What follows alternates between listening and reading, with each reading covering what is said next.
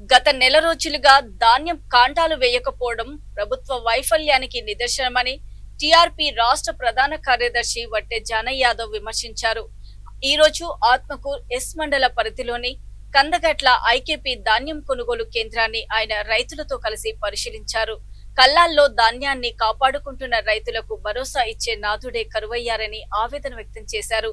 కొనుగోళ్లలో జాప్యం వల్ల రైతులు దళారుల చేతిలో మోసపోతున్నారని మండిపడ్డారు. కల్లాల్లో ధాన్యం మొలకలెత్తుతున్న అధికారులు నిమ్మకు నీరెత్తినట్లు వ్యవహరించడం శోచనీయమన్నారు. ప్రభుత్వం తక్షణమే స్పందించి మిల్లులకు ధాన్యాన్ని తరలించాలని, లేని పక్షంలో పెద్ద ఎత్తున ఆందోళనలు చేపడతామని జానయ్య యాదవ్ హెచ్చరించారు. తెలంగాణ రాష్ట్రంలో గత 10 సంవత్సరాల కాలంలో ఈ రాష్ట్రంలో తెలంగాణ రాష్ట్రం ఏర్పాటైతే మా యొక్క బడుగు బలహీన వర్గాల బతుకులు మారుతాయనేటటువంటి ఆకాంక్షతో తెచ్చుకున్నటువంటి తెలంగాణ రాష్ట్రాన్ని కేసీఆర్ చేతిలో పెడితే 10 ఏళ్లలో ఉన్నటువంటి ధనిక రాష్ట్రాన్ని కాస్త దరిద్ర రాష్ట్రంగా మార్చి ఏ ఒక్కరి బతుకులో మార్పు రానకుండా చేసినటువంటి దుర్మార్గమైనటువంటి పాలన పోవాలి అనేటటువంటి ఆలోచనతో రాష్ట్రంలో ఉన్నటువంటి అన్ని వర్గాల ప్రజలందరూ కూడా ఐక్యమై వాళ్ళ కాంగ్రెస్ పార్టీని అధికారంలో తీసుకొచ్చి వాళ్ళ చేతిలో అధికారాన్ని పెడితే వాళ్ళ రైతులు అరిగోస తీస్తున్నటువంటి పరిస్థితి. ఏ గ్రామానికి పోయినా వాళ్ళ కళ్ళ వెంట నీళ్లు తప్పితే ఇంకో మాట కానరానటువంటి సందర్భం. ఇవాళ ఇక్కడ చూస్తే దాదాపు నెల రోజులు దాటిపోయింది. కందగట్ల గ్రామం, సూర్యాపేట నియోజకవర్గం, సూర్యాపేట మండలం, ఆత్మకూరెస్ మండలం, కందగట్ల గ్రామం, సూర్యాపేట నియోజకవర్గం. ఒక్క కందగట్ల గ్రామమే కాదు, రాష్ట్ర వ్యాప్తంగా ఉన్నటువంటి సమస్య ఇది. ఇక్కడ ముఖ్యంగా ఇక్కడ ఉన్నటువంటి రైతులు ఇప్పుడు నేను ఎందుకు దారిలో పోతామంటే బండిని అడ్డగించి అన్న మా బాధ ఇందురండి అని చెప్తే ఇక్కడికి రావడం జరిగింది. నెల రోజుల క్రితం ఇక్కడ కాంటాలు వేసి లారీల కోసం ఎదురు చూస్తున్నటువంటి పరిస్థితి. ఏ గ్రామానికి పోయినా పండించినటువంటి పంట ఇవాళ నేను పొద్దుగాల ఎందుకో ఒలిగొండ మండలం పోతే రాత్రి అకాల వర్షంతో అక్కడ ఉన్నటువంటి రైతాంగం అంతా ఇవాళ రోడ్ల మీదకి వచ్చి గోడున ఏడుస్తున్నటువంటి పరిస్థితి. ప్రభుత్వాలు ఎందుకు వీళ్ళకి చిత్తశుద్ధి లేదు? వాళ్ళ మెజారిటీ వర్గాలైనటువంటి మా ఎస్సీ, ఎస్టీ, బీసీ, మైనార్టీ వర్గాల యొక్క కష్టాల గురించి ఎందుకు పట్టించుకుంటలేరు అనేటటువంటి వాస్తవాన్ని వాళ్ళ ఈ మీడియా ద్వారా ఈ ప్రభుత్వాలని ప్రశ్నిస్తూ ఉన్నాం.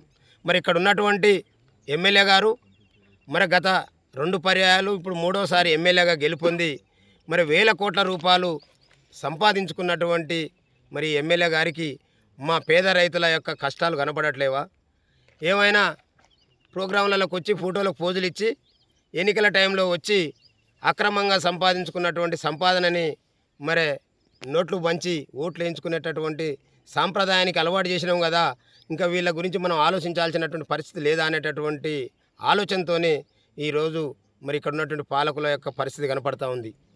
ముఖ్యంగా సూర్యాపేట నియోజకవర్గంలో చూస్తే కాంగ్రెస్ పార్టీ పరిస్థితి, ఇక్కడ ఉన్నటువంటి కాంగ్రెస్ పార్టీ నాయకుడిని గెలిచిన ఆయన కంటే దుర్మార్గుడు అనేటటువంటి ఆలోచనతోనే ఆయనను ఓడిస్తే, ఓడిపోయిన తర్వాత రాష్ట్రంలో అధికారంలోకి వస్తే ఇక్కడ ఉన్నటువంటి కాంగ్రెస్ నాయకులు 3 ముక్కల ఆటలాగా మారిపోయి ఇవాళ 3-4 గుంపులుగా ఏర్పాటై ఒక గుంపు మీద ఒక గుంపు నిందలేసుకుంటూ ఒక గుంపు ఒక రోకు కబ్జా పెడితే ఇంకో గుంపు ఇంకొక రోకు కబ్జాలు పెట్టుకుంటా ఇక్కడ కష్టపడి పండించినటువంటి ధాన్యం రైతుల కళ్ళాల్లో మూలుగుతూ ఉంటే ఏ ఒక్క కాంగ్రెస్ పార్టీ నాయకుడు కూడా వాళ్ళ సంబంధించిన అధికారులతో మాట్లాడి, సంబంధించినటువంటి లారీ అసోసియేషన్లతో మాట్లాడి, సంబంధించిన మిల్లర్లతో మాట్లాడి ఈ యొక్క రైతుల కళ్ళాల నుంచి వడ్లని ఖాళీ చేస్తే తప్ప వాళ్ళ కంటికి కునుకు లేకుండా రాత్రింబవళ్ళు ఆ వర్షాలకు భయపడి నిద్రలేని రోజులు గడుపుతూ ఉంటారనేటటువంటి ఆలోచన ఏ ఒక్క నాయకుని కూడా లేదనేటటువంటి వాస్తవాన్ని ఇక్కడ ఉన్నటువంటి మా రైతాంగం చెప్తూ ఉంటే అర్థమవుతూ ఉంది.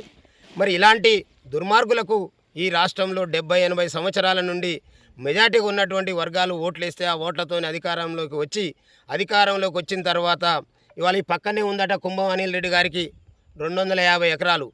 ఇవాళ 250 ఎకరాలు అంటే ఆయనకు 200 ఇంటూ 12,000 చొప్పున వేసుకున్న 24 కోట్లు రైతు బంధు రూపంలో వాళ్ళు దోసుకొని పోయి కూర్చొని వాళ్ళ కాడ పండిన పంట అక్కడి నుంచి అక్కడికే